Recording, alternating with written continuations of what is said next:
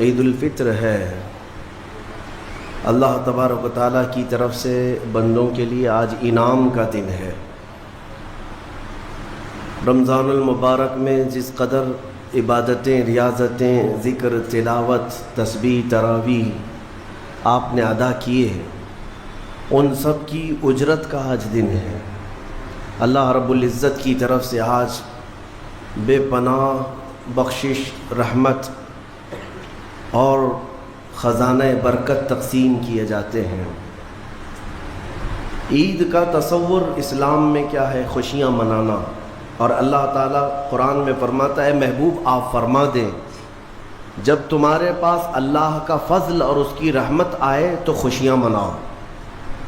اللہ کا فضل اور اس کی رحمت آئے تو خوشیاں مناؤ۔ قل بفضل اللہ وبرحمتہ فبذلک فلیفرحوا۔ اب جب اللہ کا فضل ہوگا اور جب اس کی رحمت ہوگی ہم خوشیاں منائیں گے۔ اور خوش ہونے کا انداز اور طریقہ کیا ہونا چاہیے؟ وہ سنت نبوی سے ہمیں حاصل کرنا چاہیے۔ خوشیاں منانے کا مطلب یہ نہیں ہے کہ ہم دنیا جیسے خوشیاں مناتی ہے اسی انداز میں منانے لگ جائیں۔ اسلام ہر چیز میں خط امتیاز رکھتا ہے۔ تمہاری عبادتوں کا طریقہ الگ ہے، تمہارے رب کو پکارنے کا طریقہ الگ ہے، رب تعالیٰ کے حضور سرب سجود ہونے کا طریقہ الگ ہے۔ رب تبارک و تعالیٰ نے تمہیں ممتاز پیدا کیا ہے، ظاہر سی بات ہے تمہاری خوشیاں بھی ممتاز ہونی چاہیے۔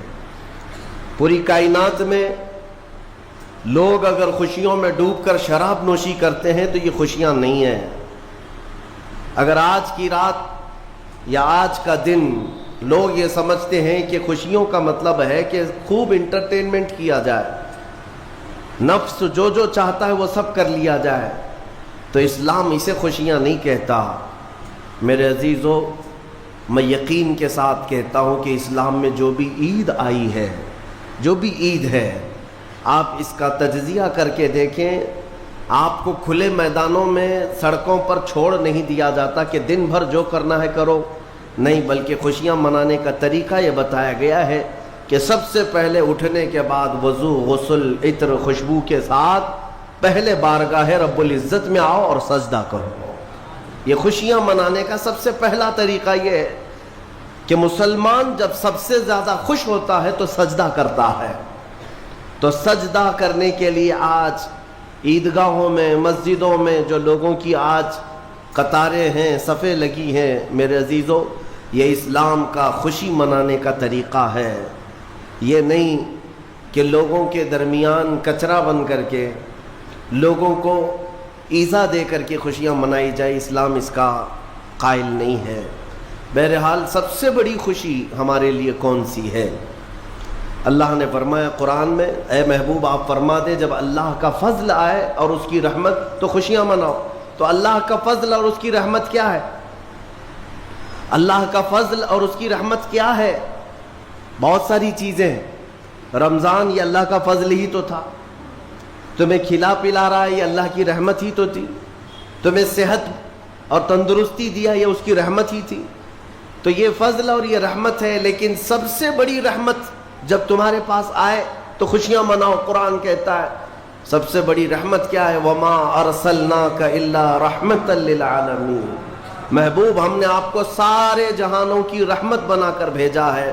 پتہ یہ چلا کہ کائنات کی سب سے بڑی رحمت مصطفیٰ کریم کی ذات پاک ہے، اور جب وہ آئے تو سب سے بڑی خوشی کا دن ہوتا ہے۔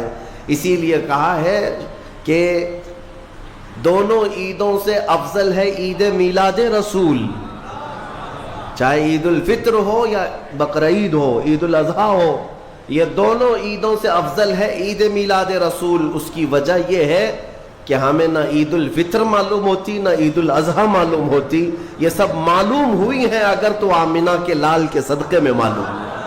ہاں، ہمیں رمضان پتہ چلا ہے، عید پتہ چلی ہے، تو کس کی بدولت؟ اگر مصطفیٰ کریم صلی اللہ علیہ وسلم نہ آتے نہ بتاتے تو کون سے رمضان کا تصور تھا، کون سی عید پتہ چلتی؟ اسی لیے حاصل کلام تو یہ ہے میرے عزیزو، وہ جو نہ تھے تو کچھ نہ تھا، وہ جو نہ ہو تو کچھ نہ ہو، جان ہے وہ جہان کی اور جان ہے تو جہان ہے۔ آج عید اگر منانا بھی ہے تو میں یہ ضرور کہوں گا کہ آج عید پڑھنے کے بعد، نماز پڑھنے کے بعد سب سے پہلا کام جو آپ کرتے ہیں وہ کیا ہے؟ سب سے پہلا کام آپ یہ کرتے ہیں اپنے ماں باپ، اپنے رشتہ داروں سے ملاقات، اور گھر جلدی بھاگ کر کے جاتے ہیں کہ اپنے بڑوں سے ملاقات کرنا ہے۔ آج مصافحہ معانقہ کا دن ہے۔ آپ کو اپنے ماں باپ جس قدر یاد رہتے ہیں، میرے عزیزو، اس رسول کو آج ہرگز فراموش نہ کرو جو اپنی رات کی تنہائیوں میں تمہیں امتی امتی کہہ کر یاد کیا کرتے تھے۔ آج ان کا دن ہے، آج اس رسول پاک کا دن ہے۔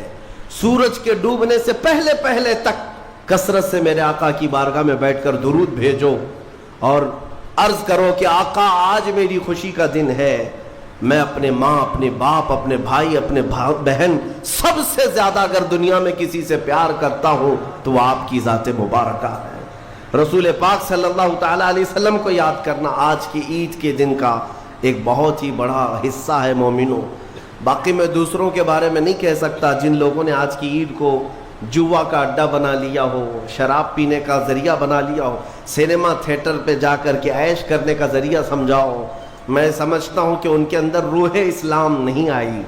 اگر اسلام کی روح ہوتی، اگر ایمان ان کے قلب میں بشاشت پیدا کر چکا ہوتا تو ہرگز وہ ایسی جگہ قدم بھی نہیں رکھتے۔ اے میرے عزیزو، آج مصطفیٰ کریم صلی اللہ علیہ وسلم کے سچے غلام بن کر کے دکھانے کا بھی دن ہے۔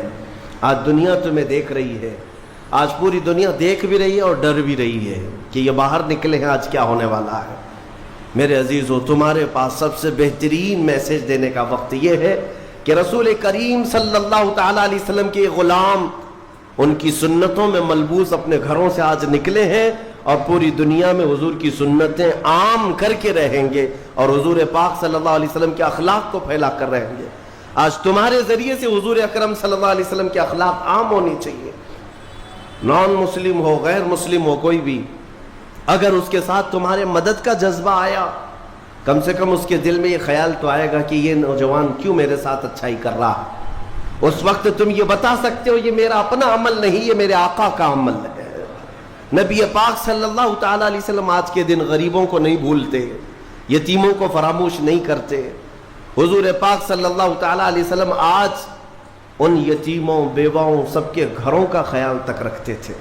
عزیزان گرام وقار، آج عید کے ان لمحات میں یقیناً رمضان المبارک گزر جانے کے بعد خوشیوں کا دن ضرور ہوتا ہے، لیکن ساتھ ہی آج ہمیں قلق بھی ہے، غم بھی ہے ہمارے ان بھائیوں کا جو آج عید منانے کے لیے یا تو ہمارے ساتھ نہیں ہیں، ناحق جیلوں میں بند ہیں، کچھ بے قصور قیدی ہیں، اور بہت سارے وہ لوگ ہیں جن کے ہاں اسباب کی کمی ہے اور کوئی عید نہیں ہے ان کے ہاں۔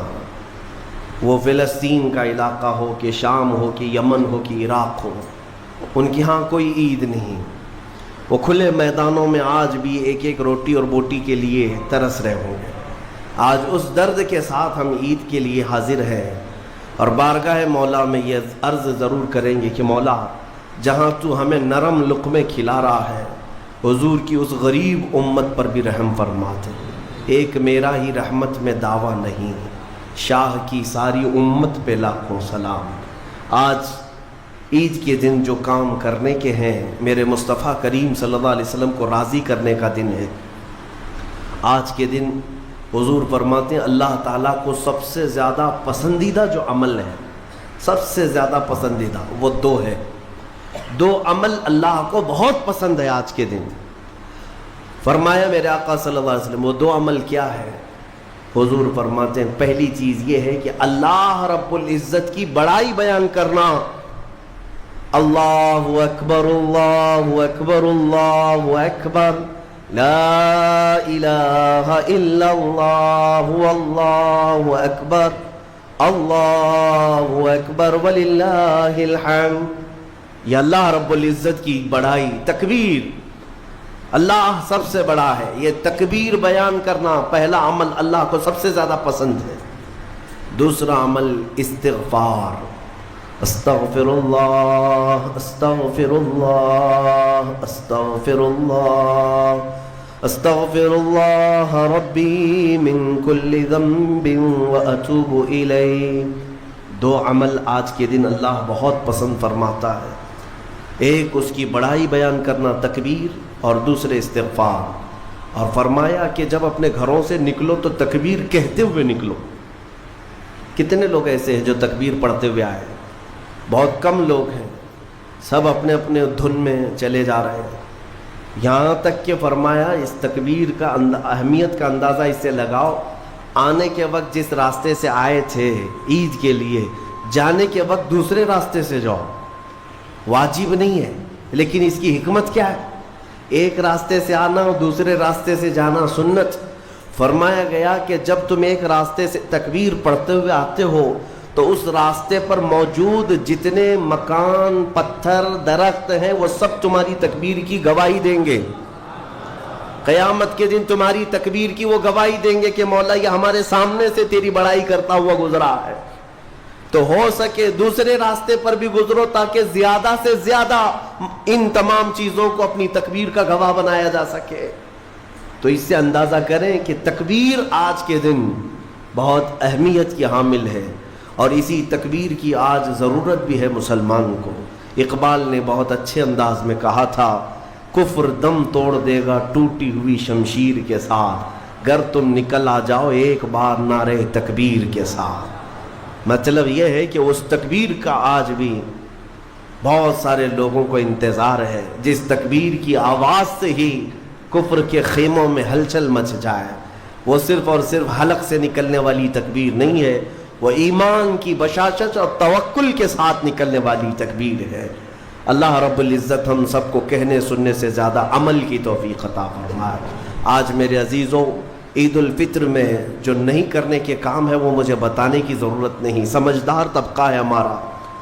آج شام تک ایک بات طے کر کے رکھ لینا، کیونکہ کل رات کو ہی شیطان آیا ہے چھوٹ کر کے قید سے، اور وہ اپنے پورے فورس کے ساتھ چاہتا ہے کہ تمہیں کسی نہ کسی طرح سے ان راستوں سے لے کر گناہوں کے اڈوں پر لے جاؤ۔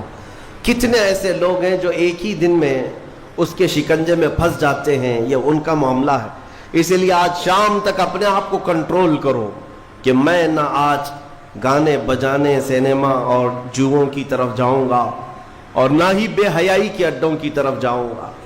آج کا دن اللہ رب العزت اپنے فرشتوں پر رشک فرماتا ہے۔ توجہ تو چاہتا ہوں، توجہ۔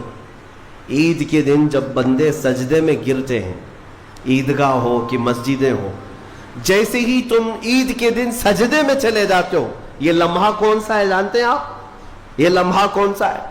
جس دن دنیا پوری، آپ بھی رمضان بھر سجدے میں گئے ہوں گے، عبادتیں کر کے بھیک کیا مانگتے تھے؟ اللہ تو راضی ہو جا۔ ہم یہاں مانگ رہے تھے، لیکن عید کے دن کے سجدے کے بارے میں فرمایا گیا، جیسے ہی امت سجدے میں جاتی ہے، مولا سارے فرشتوں میں اعلان فرماتا ہے، فرشتوں آؤ دیکھو میرے بندے، میں ان سب سے راضی ہوں اور ان سب پر مجھے رشک آتا ہے۔ آج دنیا خوشیوں میں ڈوب کر کے عیاشی کرنا چاہتی ہے، لیکن میرے یہ بندے ہیں جو دنیا کو ترک کر کے میری بارگاہ میں سجدہ ریز ہیں۔ آج مولا رب العزت رشک فرماتا ہے فرشتوں پر۔ اس لیے میرے عزیزوں، نہایتی اخلاص کے ساتھ، اطمینان کے ساتھ، اور اللہ رب العزت کی بارگاہ میں اپنے آپ کو خود سپرد کر کے عید کی نماز ادا کریں، اور امید ہے کہ یہ عید ہماری ایک انقلاب لائے گی انشاءاللہ۔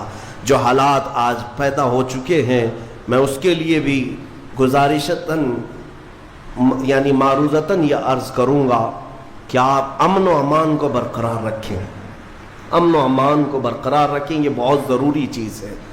مجھے افسوس ہے یہاں کے بھی حالات اور پورے ہندوستان کے بھی حالات جس طرح سے اپنائے جا رہے ہیں۔ یہودیوں کی ایک بڑی سازش تھی خلافت عثمانیہ کے زمانے میں۔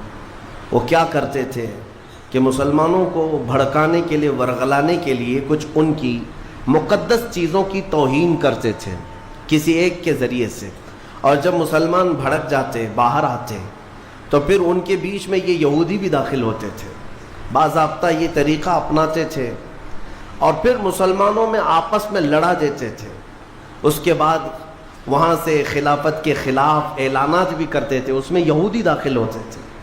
تو اس طرح بھیڑ جمع کر کے باہر ورغلانا، لوگوں کو اکسانا، یہ ان کا کام تھا تاکہ زیادہ سے زیادہ مسلمانوں کا نقصان ہو سکے. اسی لیے میں چاہتا ہوں کہ اپنے غم و غصے کا اظہار صرف بھیڑ سے نہیں ہوتا، جس میں اعلیٰ حضرت فاضل بریلوی رضی اللہ تعالیٰ عنہ نے بھی ارشاد فرمایا کہ مسلمانوں کو اس طرح سے کھلے طور پر کسی چیز پر جمع کر لینا جس سے خطرات لاحق ہوں ناجائز ہے. آپ ان چیزوں کا بہت خیال رکھیں کہ دشمن طاقتیں آج یہی چاہتی ہیں کہ تمہیں اکسا کر ورغلا کر تمہارا زیادہ سے زیادہ نقصان کر سکیں. پچھلے 2 سال کا عرصہ گزر گیا، بنگلور میں بھی ایک حادثہ ہوا تھا، وائلنس ہوا تھا، غالباً رمضان کے موقع پر ہی 125 کے قریب نوجوان 2 سال سے ابھی تک جیلوں میں بند ہیں. کچھ چھوٹ گئے، کچھ ابھی تک باقی. اس میں کئی سافٹ ویئر انجینئر ہیں اندر بیٹھے ہوئے ہیں. تو یہ سب حالات دل کو دہلا دیتے ہیں. آپ امن و امان کو برقرار رکھیں، اور جب تک اپنے بڑوں اور بزرگوں کی طرف سے کوئی بات نہ آئے آپ کوئی بھی چیز اپنے ہاتھ میں نہ لیں. اور اللہ کریم ہم سب کو ماحول میں امن و امان برقرار رکھنے کی توفیق عطا فرمائے، اور ظالموں کے شر سے مولا ہماری حفاظت فرمائے. جس طرح برے منصوبے تمہارے متعلق بنائے جا رہے ہیں، کریم خدا کی بارگاہ میں دعا ہے کہ مولا ان تمام منصوبوں کو تو خاک میں ملا دے. تیرے حبیب پاک صلی اللہ علیہ وسلم کی اس بھولی بھالی امت کو صحیح قیادت عطا فرما دے. رب العالمین آج کے عید کے دن جب تو سب کو نواز رہا ہے تو اس غریب امت کو مولا تو رحم و کرم سے نواز دے. تیرے حبیب پاک صلی اللہ تعالیٰ علیہ وسلم کا سچا عشق اس پوری امت کو عطا فرما دے. وصلی اللہ تعالیٰ علی خیر خلق محمد وآلہ واصحابہ اجمعین. السلام علیکم، آپ سب خیریت سے ہیں؟ اس ویڈیو کو زیادہ سے زیادہ شیئر کریں.